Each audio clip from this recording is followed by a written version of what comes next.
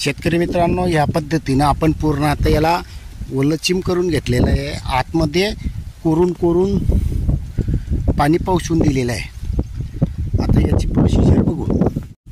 राम राम शेतकरी मित्रांनो, आपण प्लेन कोंबडी खत आणलेलं आहे, भेटलेलं आहे आपल्याला, म्हणजे ते फुकटात भेटलेलं आहे. त्याच्यावर आपण आपल्या पद्धतीने कुजवण प्रक्रिया करणार आहोत.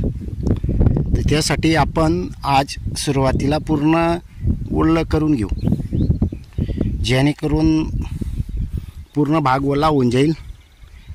त्याच्यात अजून गरमाट तयार होईल. आता हे याच्यामध्ये पाणीसुद्धा नसल्यावर सुद्धा इतकं गरम आहे की आपण जे प्रोसिजरमध्ये शेणखत घेतो किंवा शेणखत आपण काढतो त्या जसं गरमाट असतं त्याच्यापेक्षा 1.5 पटीनं गरम आहे. हे ओले केल्यानंतर अजून जास्त गरमाट होईल याच्यात. त्यामुळे आपण सुरुवातीला पूर्ण ओलावा करून घेतोय. त्याच्यानंतर आपण एकजीव करून घेऊ. सुरुवातीला थोडी मेहनत आहे, वास एकदम डेंजर आहे याचा. हे पूर्ण ओलं झाल्यानंतर आपण तोपर्यंत SR कल्चर बनवून घेणार आहोत. या पद्धतीने आपण इथे एक बॅरल आणून SR कल्चर बनवून घेऊ. म्हणजे तरी बी आपण कमीत कमी 8 दिवसानंतर यामध्ये SR कल्चर टाकू. कारण हे सुरुवातीला जे अति डेंजर असेल, गरमाट असेल, 8 दिवसानंतर हे टाकल्यावर तेव्हाही गरमाट होणार आहे, त्यात शंका नाही आहे. प्लेन पाण्यानं केव्हाच थंड होणार नाही ते. हे ज्या वेळेला आपलं SR कल्चर त्यामध्ये टाकू त्यानंतर ते थंडावा होईल. हे तरी बी मला असं वाटतं शेणखताला आपण 20-25 दिवसात प्रोसिजर होऊन जाते. याला टाईम लागेल कारण याच्यामध्ये जास्त प्रमाणात गरमाट आहे.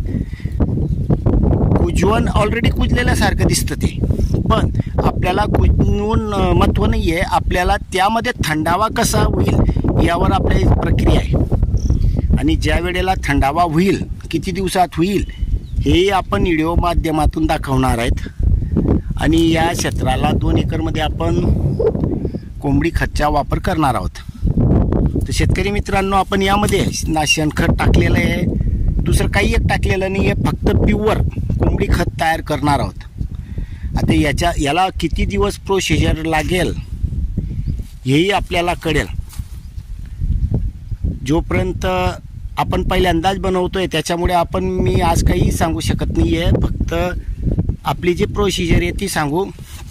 आपण दर 8 दिवसाला या जसं आपल्याला टाईम भेटला तसं आपण SR कल्चर यामध्ये शिंपडू. स्प्रे पंपनं पूर्ण शेताला म्हणजे पूर्ण भागाला स्प्रे करून देणार आहोत. मध्यंतरी आपण सुरुवातीला 2 बॅरल आदोमध्ये टाकून देणार आहोत. त्याच्यानंतर बाहेरून स्प्रे करू आपण. बघू किती दिवस लागतात तेही कळवू.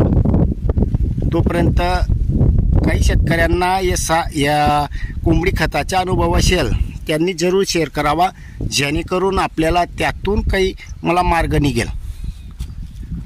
अनुभव हा सर्वात महत्त्वाचा आहे. प्रोसिजर पुस्तकामध्ये काही लिहिलेले असेल त्याप्रमाणे न करता आपण स्वतः जे काही अनुभव घेतलेला असेल तोच अनुभव शेअर करा. धन्यवाद.